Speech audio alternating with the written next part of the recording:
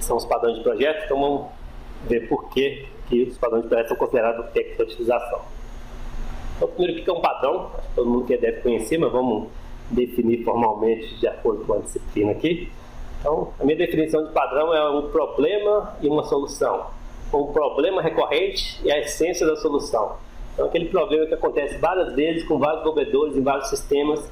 Então, as pessoas cansam de pensar em solução e resolvem documentar aquela solução para que não tenha que ficar reinventando a roda várias vezes. Então, tem a essência da solução para aquele problema recorrente. Então, essa que é a minha definição de padrão. Geralmente os autores usam, às vezes com outras palavras, o par problema-solução, onde o problema é um problema recorrente e a solução é uma solução genérica, reusável, uma solução parcial, a essência da solução. E por que isso é reutilização? Porque ele documenta boas práticas, então documenta conhecimento. Então, ao aplicar um padrão, você reusa o conhecimento que alguém documentou ali naquele padrão. É por isso que o Somerville, no livro, discute como uma técnica de reutilização a ideia de você aplicar padrão de projeto. Padrões de projeto, por exemplo, para quem não conhece, são os do Gama e outros padrões na literatura. Os mais conhecidos são os 23 da gangue dos 4, que são os padrões de projeto. Eu vou dar um exemplo aqui para quem não está meio boiando o que quer dizer o padrão de projeto. Vou dar um exemplo concreto aqui de um padrão e como que tipicamente os padrões são documentados. O livro do Gama ele documenta várias coisas, mas eu vou focar em 4 itens principais, que é o nome do padrão, descrição do problema, descrição da solução e as consequências, que é o que você ganha, o que você perde ao aplicar o padrão. Então tá aí o par problema-solução, que eu acho que é o principal da definição de um padrão de projeto. Vamos dar um exemplo aqui de um padrão. Vamos supor que você tem um problema que é o seguinte: você tem um conjunto de dados, por exemplo, os alunos e as notas dos alunos, e você quer apresentar esses dados em diferentes formas. Por exemplo, você quer apresentar no celular, através de uma tabela, quer apresentar numa interface web, como um gráfico de pizza, quer apresentar num outro software qualquer, numa outra interface, como um gráfico de coluna. Então, os dados são os mesmos. Então, por exemplo, vamos supor que o meu assunto aqui, que é o que eu armazenei no meu banco de dados, são as notas dos alunos, e eu tenho 40% dos alunos que tiraram nota A, 25% tiraram nota B, conceito B, 15% conceito C e 20% conceito D. Então, vamos supor que é isso que são os meus dados, isso que é o meu assunto, eu tenho várias formas de apresentar. Na verdade, eu coloquei 2. Então, talvez você pode considerar até 3. Forma de tabela, forma de gráfico de pizza, gráfico de coluna, você pode ter N. Qual que é o problema associado a isso? É que as coisas têm que ficar sincronizadas. Se eu mudar os dados no meu banco de dados, as apresentações, as representações, os gráficos têm que se atualizar.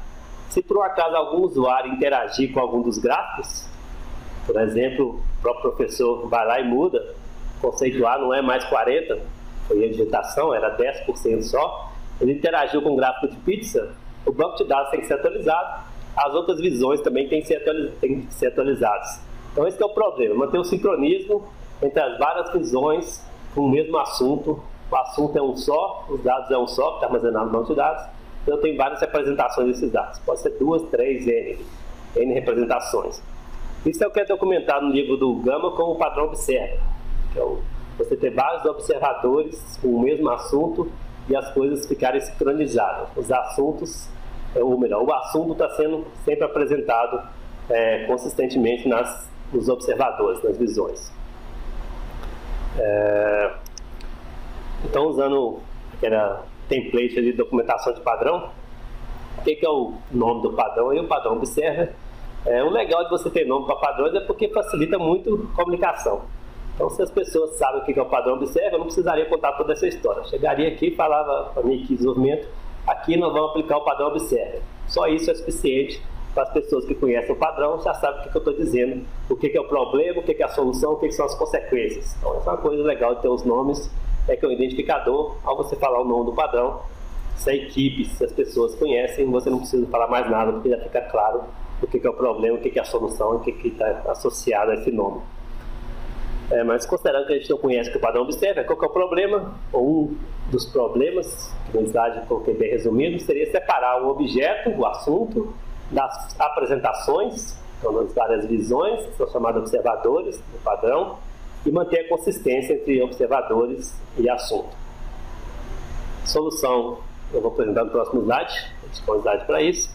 Em consequência, o que eu ganho ao aplicar o padrão Observer? Eu vou otimizar essa atualização das observações, ou dos observadores, as apresentações. Qual seria o sentido de otimização aí? Seria manter sincronismo. Alterei o meu assunto, as visões estão atualizadas. Alterei alguma visão, automaticamente eu altero o assunto e propago essas atualizações para as outras visões também. Essa que é a ideia do padrão. Como que eu faço isso então? Eu fiz uma adaptação aqui da figura que tem no livro, tentando ficar o mais próximo possível do diagrama de classe da OML, que na verdade a apresentação que está no livro é uma das notações predecessoras ao OML, então não era exatamente a OML. Eu fiz algumas adaptações para tentar chegar bem perto aqui da OML, diagrama de classe. Como que funciona então a solução para esse problema? Uma possível solução, obviamente que é uma solução parcial, deve ser customizada para cada situação. Mas, no geral, a ideia é eu separar aqui classes que funcionam como assunto, classes que funcionam como observadores. Então, os observadores são as apresentações, o assunto é o meu próprio dado que eu estou armazenando. O meu assunto tem vários observadores, por isso essa agregação aqui entre assunto, subject e observer. É muito comum usar herança nos padrões, até para deixar as coisas genéricas, extensíveis, conceito básico de orientação objeto. Então, por isso eu tenho aqui o classe abstrato, ou interfaces subject e observer, e eu tenho subclasses concretas aí, concrete observer e concrete subject. Então, no subject tem um conjunto de observadores, uma agregação, cada observador é uma classe concreta, um concrete observer. Aí no diagrama só tem um concrete observer, mas tipicamente são vários. Uma figura é só para mostrar o conceito, não só tem um observador concreto. E também tem um subject concreto aqui, o concrete subject. E qual que é a dinâmica disso? Toda vez que for alterada alguma coisa aqui no subject, ele avisa os observadores. Como que ele avisa? É através do método notify aqui, que tem uma nota explicando o que seria esse método notify. Esse método notify basicamente tem um for que percorre a lista de observadores, avisando todos os observadores que houve uma mudança no assunto. Então a nota mudou, por exemplo, a porcentagem de alunos com conceito A mudou de 40% para 10%.